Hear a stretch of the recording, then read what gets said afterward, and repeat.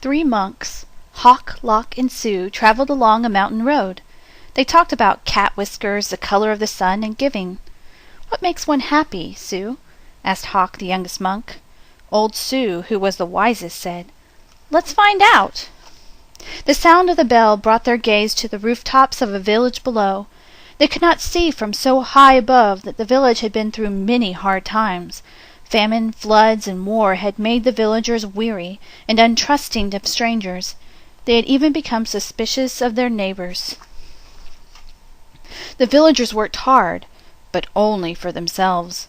There was a farmer, a tea merchant, a scholar, a seamstress, a doctor, a carpenter, and many others, but they had little to do with one another. When the monks reached the foot of the mountain, the villagers disappeared into their houses.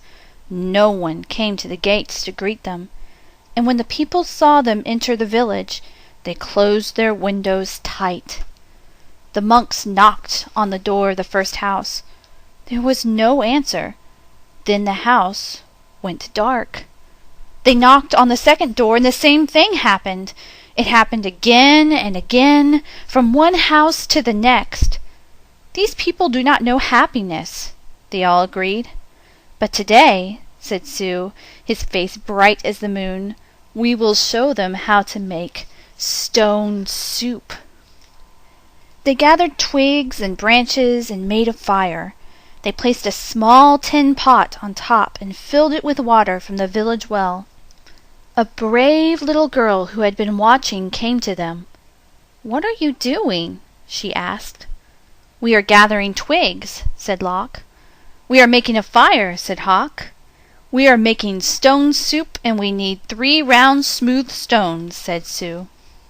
The little girl helped the monks look around the courtyard until they had found just the right ones. Then they put them in the water to cook.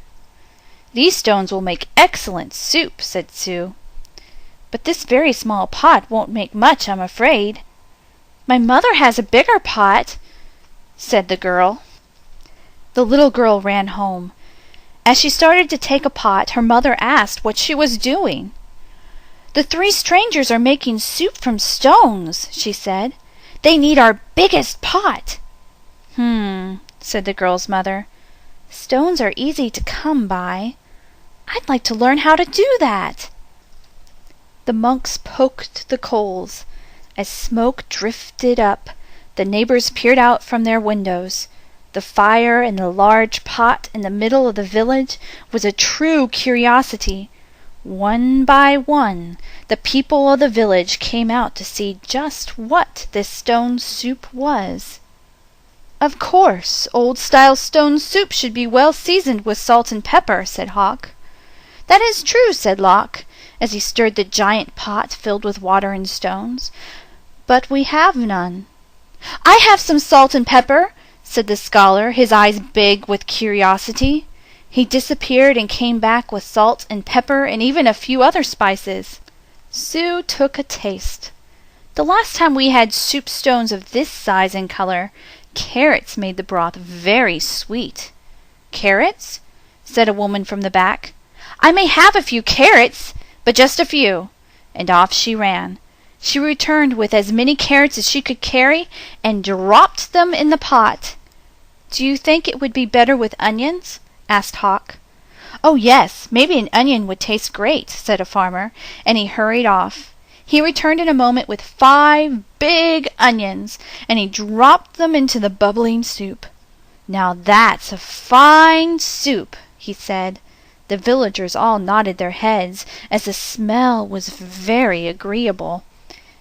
"But if only we had some mushrooms," said Sue, rubbing his chin. Several villagers licked their lips. A few dashed away and returned with fresh mushrooms, noodles, pea pods, and cabbage. Something magical began to happen among the villagers. As each person opened their heart to give, the next person gave even more, and as this happened, the soup grew richer and smelled more delicious. "I imagine the emperor would suggest we add dumplings," said one villager. "And bean curd," said another. "And what about cloud ear and mung beans and yams?" cried some others. "And taro root and winter melon and baby corn!" cried other villagers. "Garlic, ginger root, soy sauce, lily buds! I have some! I have some!" people cried out, and off they ran, returning with all they could carry.